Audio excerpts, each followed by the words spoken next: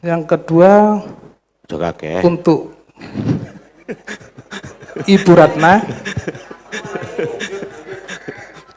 Sebagai mantan Bupati Banyuwangi, Ibu tentunya punya banyak pengalaman untuk memajukan Banyuwangi.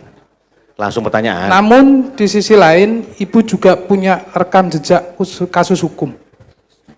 Pertanyaan kami, bagaimana cara Ibu untuk meyakinkan masyarakat Banyuwangi bahwa kasus hukum yang pernah Ibu alami bisa termaklumi masyarakat Banyuwangi, dan masyarakat bergerak untuk mendukung dan memilih Ibu pada Pilkada Banyuwangi.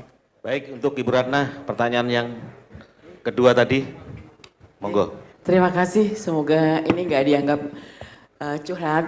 Tadi saya cerita, saat saya mengambil keputusan untuk melanjutkan Lapter, kalau tidak dilanjutkan, runway-nya akan rusak. Ada kerugian negara yang harus ditimbulkan, ada aspal yang tidak terpakai. Kalau tidak dilanjutkan, harga naik, harga tanah akan naik. Ada juga surat dari Kementerian Perhubungan agar segera membebaskan tanah. Sedangkan rakyat meminta ganti rugi tanah per meter itu 140.000. Pemda mampu hanya 70.000.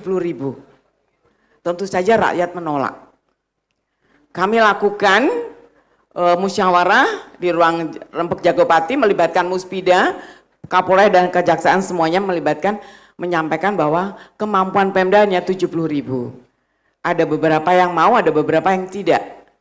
Karena kami melakukan musyawarah, karena kami minta untuk pihak dari kantor PBB untuk sebagai penghitung, sebagai appraiser untuk menghitung nilai pajak, nilai harga tanah, mereka tidak berkenan.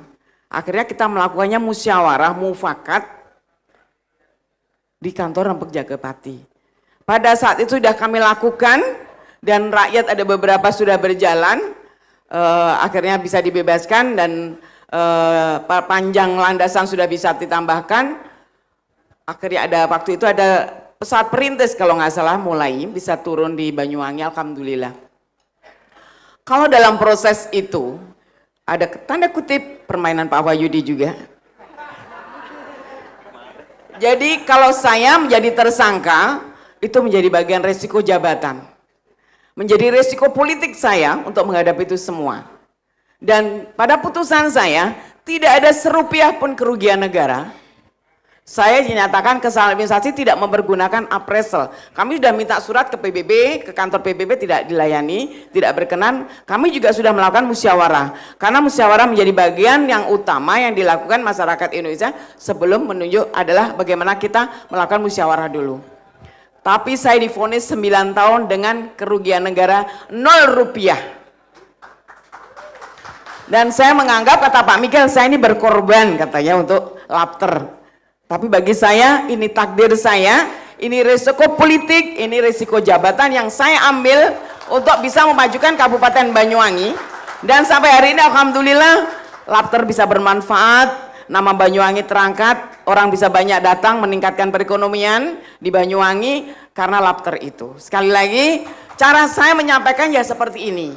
Saat saya mau maju balon ini, saya sudah ke Polres mencari SKCK. Saya juga mencari ke PN terkait bahwa hak politik saya tidak cabut.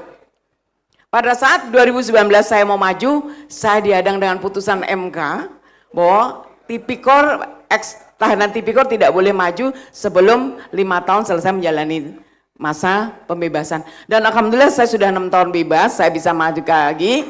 Apa yang saya sampaikan murni seperti itu. Bahwa yang saya lakukan adalah murni sebagai risiko jabatan, sebagai risiko politik, dan di putusan jelas sekali tidak ada kerugian negara serupiah pun. Terima kasih, itu Pak Jenny yang saya jelaskan, dan nanti itu perlu dipublikasikan di media, dipasang di spanduk bahwa saya pernah melakukan, pernah menjalani proses hukum dengan pasal ini, dengan putusan segini, dengan 0 kerugian negara. Itu harus disampaikan Pak Jenny, itu memang harus disampaikan ke publik. Itu menjadi persyaratan dan kita buka diri kita. Apapun kembali kepada masyarakat, sekali lagi kun fayakun. Kita kembalikan pada Allah Subhanahu wa taala. Terima kasih. Baik, terima kasih.